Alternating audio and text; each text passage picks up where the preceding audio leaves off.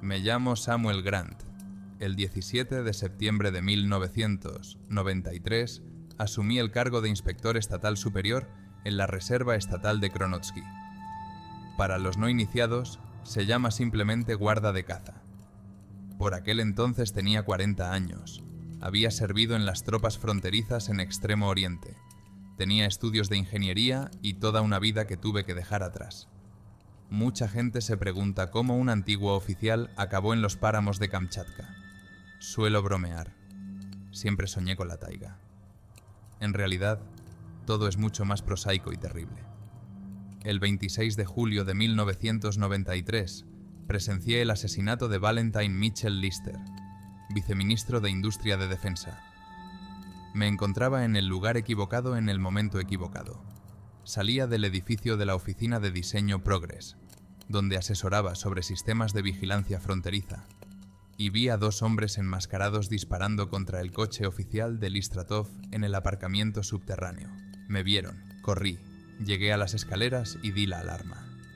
Cuando llegó la policía, los asesinos ya se habían ido. 2 días después, unos hombres de paisano vinieron a mi casa y me enseñaron sus carnés de los FGC. Me dijeron que tenía que ir con ellos a declarar. Cogí mi bolso, mientras elaboraba mi plan de fuga. En la entrada recorrí los patios. Me encontré con un camión cualquiera cuyo conductor accedió a llevarme a la estación. 3 días sin dormir, trenes, autoestopistas al azar. El dinero fue suficiente para llegar a Khabarovsk, donde me encontré con una antigua colega, Vincenta Sulivana. Escuchó mi historia, silbó y dijo: «Tienes que desaparecer. Tienes que desaparecer. Conozco un lugar en Kamchatka donde nadie te encontrará». Así acabé en la Reserva Kronotski, 10,219 kilómetros cuadrados de territorio salvaje, más que algunos países europeos. Montañas, volcanes, géiseres, fuentes termales y más osos que personas. Es el lugar perfecto para esconderse. Los helicópteros llegan aquí una vez al mes con provisiones y correo. No hay comunicación normal. Las emisoras de radio funcionan intermitentemente, debido a la actividad volcánica. Durante los primeros 6 meses, me despertaba con cada susurro. Luego me di cuenta de que había pasado el tiempo suficiente para dejar de buscarme. La taiga me acogió a regañadientes. El primer invierno fue una verdadera prueba. Heladas de 30 grados, nieve hasta la cintura, senderos helados y la constante sensación de que aquí eres un extraño. Varias veces estuve al borde de la muerte a causa de la inexperiencia, pero el endurecimiento militar y el instinto de conservación no fallaron. Ahora, al recordar los 5 años de servicio en Kronotski, me doy cuenta de que la taiga me hizo lo que ni el ejército ni la vida en una gran ciudad pudieron. Me enseñó a ver, oír y sentir de verdad. Me convirtió de una bestia desbocada en un hombre que conoce su lugar en el mundo. A lo largo de los años, en mi práctica de guardabosques, han ocurrido todo tipo de cosas. Pero estas 2 historias me cambiaron. Me hicieron replantearme muchas cosas en las que antes creía o no creía. Son las que quiero contarles.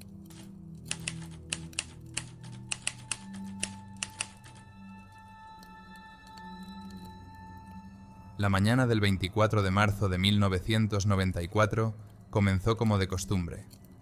La temperatura era de menos 12 grados, nubosidad variable y un viento del oeste de 3 a 5 metros por segundo. Planifiqué un desvío del sector sur de mi yacimiento, una ruta de 18 kilómetros a través de la extensión de Blue Dol hasta el pie del volcán extinto Kronotski. Salida a las 7:30 de la mañana, hora estimada de regreso. 19 horas. En la mochila llevaba un juego estándar: termo con té, raciones para un día, calcetines y guantes de repuesto, brújula, mapa, botiquín de primeros auxilios, cerillas en paquete impermeable, linterna con pilas de repuesto. En el cinturón, un cuchillo y un walkie-talkie. Y, por supuesto, una carabina SKS. Tiene sobrepeso, pero en la taiga no se puede estar sin armas. Sobre todo en primavera, cuando los osos se despiertan hambrientos y furiosos. Las 2 primeras horas de camino transcurrieron tranquilamente. Avancé por el sendero conocido, marcando periódicamente huellas de animales en el mapa, sobre todo liebres, zorros y, en un lugar, una marta. A las 9:45 llegué al arroyo Izbilistomu, donde noté una rareza. En la orilla opuesta la nieve estaba arrugada, como si alguien hubiera arrastrado un objeto pesado. Las huellas eran recientes, no tenían más de un día. En esta época del año no hay turistas en la reserva, el personal solo camina por las rutas acordadas. Crucé el arroyo sobre un tronco y examiné detenidamente las huellas. La naturaleza de la nieve arrugada indicaba que se había arrastrado algo de 70 a 80 kilos. La dirección era hacia la vieja colina. Decidí comprobarlo. Hice una marca en mi cuaderno. Avisé por radio al cordón del cambio de ruta y seguí el rastro. Al cabo de 1,5 kilómetros, el sendero se rompía en una hendidura en las rocas. Una entrada estrecha, por la que apenas cabía un hombre. En otro momento tal vez habría pasado de largo, pero la experiencia de un guardia fronterizo me sugirió que algo iba mal aquí. Me quité la mochila, preparé la carabina, encendí la linterna y entré cautelosamente en la grieta. Se estaba ensanchando, convirtiéndose en una pequeña cueva. El haz de luz distinguió algo oscuro en el suelo de piedra. Me tensé, manteniendo el dedo en el gatillo. Me acerqué y lo vi, un hombre, muerto. Un hombre de unos 40 años, vestido con ropa de camuflaje sin marcar, con un corto mechón de pelo gris. El porte militar era evidente incluso muerto. Una expresión de horror se congeló en su rostro, con los ojos muy abiertos. Sin heridas visibles, salvo unas extrañas manchas moradas en el cuello y las muñecas. Una pequeña mochila cerca. Examiné el cuerpo sin tocarlo. A juzgar por el rigor mortis, la muerte se produjo hace unas 20 a 24 horas. Abrí la mochila del fallecido. Ropa de recambio, una brújula, un cuchillo, una petaca con agua y un recipiente metálico envuelto en un paño, del tamaño de un paquete de cigarrillos. El recipiente estaba sellado y etiquetado como KB16, muestra 7. Esto solo podía significar una cosa: un buzón, un laboratorio cerrado. Los que buscaban objetos armamentísticos en los años 90 se interesaron por este tipo de contenedores. Y los precios eran astronómicos. Me puse en contacto con el cordón por radio e informé de que había encontrado un cadáver y un contenedor desconocido y extraño etiquetado como KB16. Me ordenaron que me quedara donde estaba y esperara a un helicóptero con un grupo especial de Yelizovo. Me senté a la entrada de la cueva, apoyando la carabina en las rodillas. Algo me preocupaba. Si el cadáver había sido arrastrado, significaba que había otras personas. Y probablemente estuvieran por allí. ¿Por qué esconder el cuerpo si la muerte fue aparentemente no violenta? ¿Y a qué vienen esas manchas tan raras? La respuesta llegó más rápido de lo que esperaba. Algo se agitó entre los arbustos a 50 metros de distancia. Me levanté lentamente, con la carabina preparada. 3 hombres salieron de entre los árboles. Camuflados, botas militares, rifles automáticos, AKS-74U con silenciador. Profesionales. El líder exigió el contenedor. Amenazó con matarlos. Intenté averiguar quiénes eran y qué había en el contenedor, pero me lo negaron rotundamente. Estaba claro por su comportamiento que no me dejarían con vida. El cabecilla empezó la cuenta atrás, dándome una última oportunidad de rendirme. En mi cabeza, instantáneamente activé un esquema militar. Distancia 50 metros. 3 adversarios armados con armas automáticas. La única cobertura es la entrada de la cueva. Las posibilidades de sobrevivir a la resistencia eran mínimas. No había muchas opciones. Pero algo me decía que no me dejarían vivir. Si eliminaban a su compañero, eliminarían a un transeúnte. Sin esperar a que terminara la cuenta atrás, me lancé a un lado. Rodé detrás de una gran roca y disparé 3 veces, sin apuntar, solo para que se pusieran a cubierto. Un disparo silencioso de un fusil de asalto con silenciador sonó como respuesta. La respuesta llegó más rápido de lo que esperaba. Algo se agitó entre los arbustos a 50 metros de distancia. Me levanté lentamente, con la carabina preparada. 3 hombres salieron de entre los árboles. Camuflados, botas militares, rifles automáticos, AKS-74U con silenciador. Profesionales. El líder exigió el contenedor. Amenazó con matarlos. Intenté averiguar quiénes eran y qué había en el contenedor, pero me lo negaron rotundamente. Estaba claro por su comportamiento que no me dejarían con vida. El cabecilla empezó la cuenta atrás, dándome una última oportunidad de rendirme. En mi cabeza, instantáneamente activé un esquema militar. Distancia 50 metros. 3 adversarios armados con armas automáticas. La única cobertura es la entrada de la cueva. Las posibilidades de sobrevivir a la resistencia eran mínimas. No había muchas opciones. Pero algo me decía que no me dejarían vivir. Si eliminaban a su compañero, eliminarían a un transeúnte. Sin esperar a que terminara la cuenta atrás, me lancé a un lado. Rodé detrás de una gran roca y disparé 3 veces, sin apuntar, solo para que se pusieran a cubierto. Un disparo silencioso de un fusil de asalto con silenciador sonó como respuesta. Al atardecer, cuando llegué a la base, un grupo de la FGC y de la policía local ya estaba esperando allí. Les conté brevemente lo que había pasado, pero no mencioné el contenedor. Dije que se lo debían haber llevado unos desconocidos. Mostró el lugar donde había encontrado el cuerpo, pero no había ningún cadáver. No había rastros de la presencia del grupo. Me interrogaron durante 3 horas. El teniente de las FGC, joven y tenaz, tenía la impresión de que yo no le decía algo, pero aprendí a guardar mis secretos en la frontera. Oficialmente, todo se descartó como un encuentro con cazadores furtivos o excavadores negros que buscaban minerales valiosos. Una semana después volví a ese río. Me zambullí en el agua helada y encontré el contenedor. Por la noche, en mi casa del Cordón, lo abrí con un destornillador. Dentro había una ampolla, con un líquido blanquecino y un trozo de papel. En él, la fórmula química y la inscripción. Muestra de toxina paralizante de las fuentes termales de la caldera del volcán Uzón. Informe mensual. Proyecto Medusa. Las pruebas en el sitio 6 fueron un éxito. Quemé el papel y enterré la ampolla bajo un viejo alerce. Nadie se enteró de lo que había encontrado, pero tuve el mal presentimiento de que alguien estaba realizando experimentos prohibidos en la reserva, y tarde o temprano volverían a encontrarme con la gente de ese laboratorio secreto. Y mientras el helicóptero con los operativos volaba sin nada, yo continué mi servicio. Todos los días patrullaba el lugar, registraba huellas de animales, comprobaba señales y carteles informativos.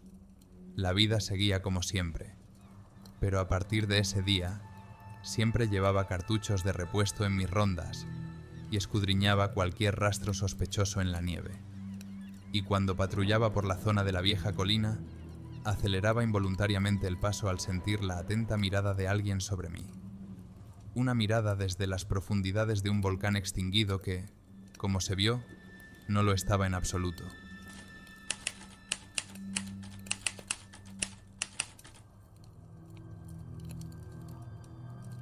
El mes de junio de 1997 estuvo marcado por un calor y una sequía anormales. La temperatura subió a más 28 grados Celsius, lo que para Kamchatka equivale a una canícula africana. Los pequeños arroyos se secaron. Los animales emigraron más cerca de las principales masas de agua, y el riesgo de incendios forestales alcanzó un nivel crítico.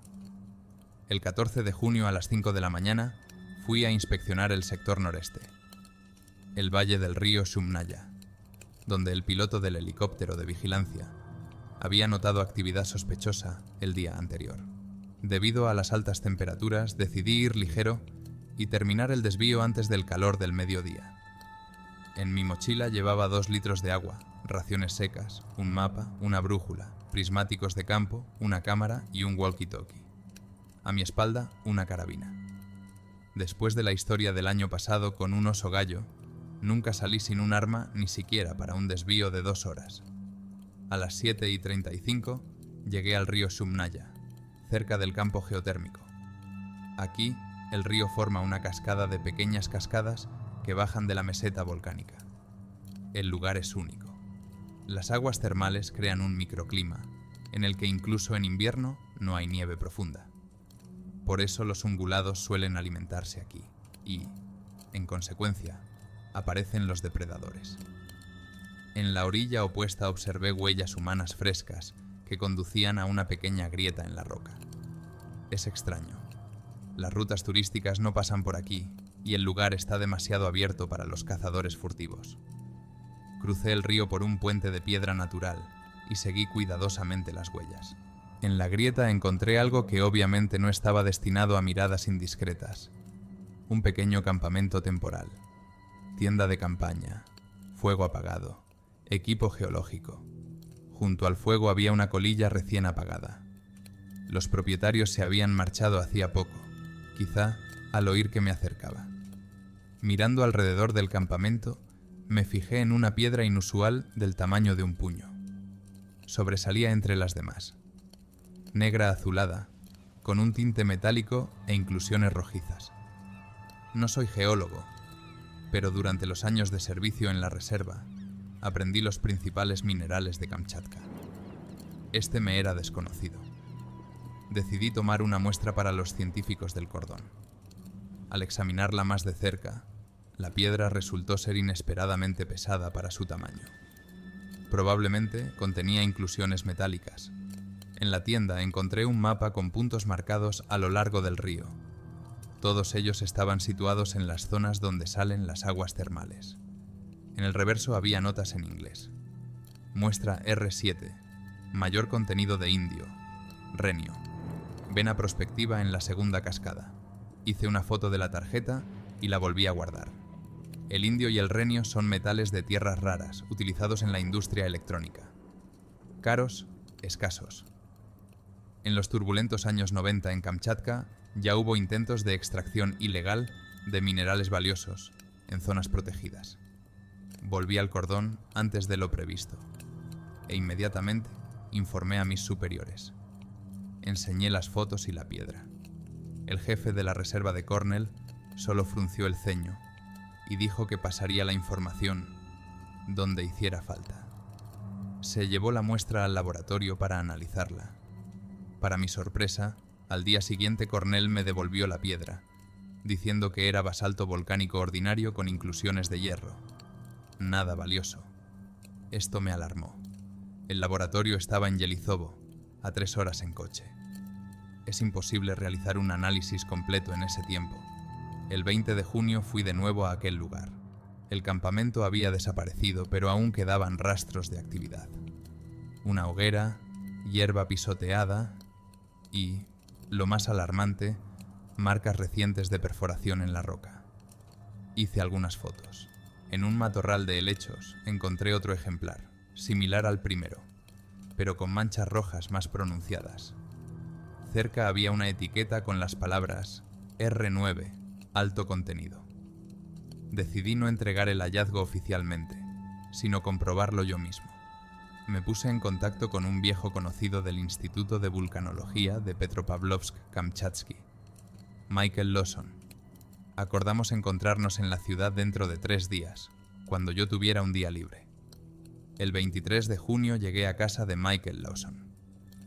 Realizó un rápido análisis en el espectrómetro de fluorescencia de rayos X. Los resultados impresionaron incluso a un científico experimentado. La muestra no solo contenía renio en concentraciones industriales, sino también osmio, uno de los metales más raros y caros del planeta. 1 kilogramo valía decenas de veces más que el oro. Michael quedó asombrado por el hallazgo y preguntó por su origen. Cuando le expliqué las circunstancias, se alarmó. En su opinión, si alguien había encontrado un yacimiento así, podría haber gente seria implicada. En los turbulentos tiempos que corren, este tipo de hallazgos se mantienen en secreto y a menudo se elimina físicamente a los competidores. Acordamos que él mantendría la información en secreto y que yo tendría más cuidado. De vuelta a la reserva me di cuenta de que me seguían. Un UAZ Patriot gris mantenía la distancia, pero estaba todo el tiempo en el retrovisor. De vuelta al cordón, Cornell me llamó inesperadamente. En su despacho había un desconocido con un traje caro, que se presentó como empleado del Ministerio de Recursos Naturales. Hizo largas y floridas preguntas sobre mi trabajo y se interesó especialmente por la zona del río Shumnaya. Respondí negativamente a su cautelosa pregunta sobre posibles hallazgos inusuales en esa zona, mencionando únicamente las huellas de intrusos. El visitante parecía decepcionado, pero no insistió. Cuando se marchó, Cornell me advirtió que me mantuviera alejado del caso. En su opinión, hay cosas que es mejor no tocar. Fingí entender y estuve de acuerdo, pero decidí hacer mi propia investigación. Al día siguiente fui a la biblioteca del distrito y saqué mapas geológicos de la reserva Kronotsky del período soviético. En un informe de 1979 encontré una mención a un prometedor yacimiento de elementos de tierras raras, en la zona del río Shumnaya. Pero la creación de la reserva detuvo la investigación. Ese mismo día, por la tarde, Levchenko se acercó a mi cordón. Parecía preocupado. Dijo que, tras mi visita, algunas personas se habían acercado al instituto, interesadas en posibles muestras que yo pudiera llevar para su análisis. Michael lo negó, pero temía que no le creyeran. Según su información, cierta empresa llamada Vost Resource había recibido cuotas para la exploración geológica en las zonas limítrofes de la reserva, pero en realidad estaban trabajando dentro de la zona protegida. La empresa estaba respaldada por personas influyentes del gobierno regional e inversores extranjeros. Cuando le mostré a Michael Lawson los datos del antiguo informe, se quedó impresionado. Estimó que si realmente había reservas industriales allí, el valor podría ser de miles de millones de rublos, una suma por la que mucha gente estaría dispuesta a saltarse la ley. Decidimos reunir pruebas de la actividad ilegal y ponerlas en buenas manos. Durante las 2 semanas siguientes, documenté metódicamente todos los rastros de exploración geológica en el territorio de la reserva. Tomé fotos, cartografié los puntos, recogí muestras. El 9 de julio encontré un gran campamento de geólogos en un escondido valle de montaña, a 8 kilómetros del límite de la reserva. Allí trabajaban un equipo de perforación y una docena de personas. Hice algunas fotos con un teleobjetivo. A la vuelta me interceptaron 2 hombres robustos. Me acompañaron educada pero firmemente hasta el hombre que ya había visto en el despacho de Cornella. Solo que ahora no llevaba traje, sino uniforme de campaña. Me dijo sin rodeos que me consideraba un hombre testarudo y se ofreció a cooperar. Yo haría la vista gorda con su trabajo y ellos me pagarían $50,000, un aumento sustancial del sueldo de un guardabosques. Cuando me negué, cambió su tono a amenazador, dejando claro que sabían de mi pasado y de lo que me ocultaba. Según él, un mensaje a las personas adecuadas bastaría para revelar mi identidad. Aquello cambió las reglas del juego. Fingí estar asustada y acepté ignorar sus actividades. Pedí tiempo para pensar en seguir cooperando. Me dieron 3 días. Cuando regresé al cordón, me puse en contacto con el mismo amigo, guardia fronterizo, que una vez me había ayudado a escapar a Kamchatka. Vincent Sullivan había alcanzado para entonces el rango de teniente coronel del FSB. La reunión tuvo lugar en Petropavlovsk. Le entregué todo el material que había recopilado, incluida información sobre Vost Resource y grabaciones de conversaciones con su representante. Vincent, tras revisar los documentos, reconoció la gravedad del caso. En su opinión, había minería ilegal, violación del régimen de reservas y, posiblemente, contrabando de materiales de importancia estratégica. Pidió una semana para tomar medidas. El 12 de julio, un helicóptero llegó al cordón con un grupo de inspectores del Servicio Federal de Supervisión de los Recursos Naturales. Confiscaron documentos a Karpel y exigieron escolta hasta las explotaciones mineras ilegales. Los conduje personalmente al campamento oculto. Cuando llegamos allí, el grupo operativo del FSB ya estaba trabajando. Una docena de personas esposadas, equipos incautados, muestras de roca selladas. Cornela y varios empleados más de la reserva fueron detenidos bajo sospecha de complicidad. Bost Resource fue desposeída de todas sus licencias y se incoaron diligencias penales contra sus propietarios. Un mes más tarde, Vincent informó de que el caso había dado un giro político, ya que entre los detenidos había altos cargos de la administración regional. Pero lo más interesante era otra cosa. Según su información, mi piedra con motas rojas no solo contenía metales de tierras raras, contenía nanopartículas de platino puro con una estructura especial. Según los expertos, estos compuestos son fundamentales para los últimos sistemas de armamento. Y los llamados geólogos no solo trabajaban para sí mismos, sino también para la inteligencia extranjera. La historia con las piedras tuvo una continuación inesperada.